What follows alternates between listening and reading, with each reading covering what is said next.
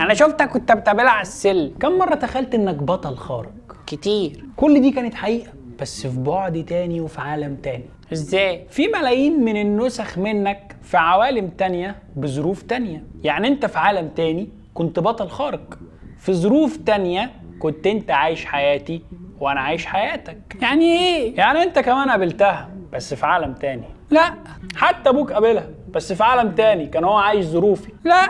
في عالم تاني انت بتقول ومصدقني، وفي عالم تاني كنت انا اللي اروح افتن عليك لابوك وبقيت راجل وما فتنتش. اوعى تقول. في ملايين من العوالم التانية انت الضحية وانا الجاني، بس انا واثق ان كل نسخة مني في كل عالم استرجلت وسندلت وما فتنتش عليك. طب انا تخيلت ان انا متجوز بنت عم حنفي، كده تبقى في عالم تاني يعني ممكن مراتي. لا يا ابني، امال مراتك؟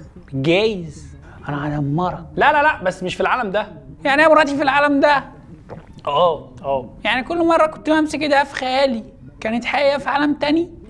انا كده لازم اتخيل اكتر عشان ابسط نفسي اكتر في عوالم تانية. انا شفتك كنت بتقابلها على السلم. هقول له ايه ده؟ لو قلت له كده هبقى بعمل له غسيل مخ. لا دي كانت واحده بتسال على العنوان بس. يا بابا انا شفتك كنت بتقابلها على السلم في بعد تاني وفي عالم تاني. ده حصل فعلا. انت بتعمل له غسيل مخ. انا شفتك كنت بتقابلها على السلم. دي اختنا من ام تانية. يعني بابا يا بابا انا راضي ذمتك ما لقيتش غير دي تقولها له. في بعد تاني في العالم ده انا مش تعرف تقنعني. انا شفتك كنت بتقابلها على السلم. تعال ناخد بس 5 كده نفكر بالعقل ايه اللي حصل على السلم. جايز تبقى عينك خانتك. ده سيدي ليك وانت بتقابلها على السلم، كاميرات مصوره. البعد ده مركبين كاميرات على السلم، يعني ابوك دافع 200 جنيه اللي طلبوها. انا شفتك بتقابلها على السلم بس انا مش هفتن عليك. كل ده حصل بس في بعد تاني وفي عالم تاني. انت كمان مغيب وبتتبع خرافات عشان انت روحك مش فيك. انت مغيب مضلل وعايز تسحلني معاك. تصور بتمسك عليها زله جديده.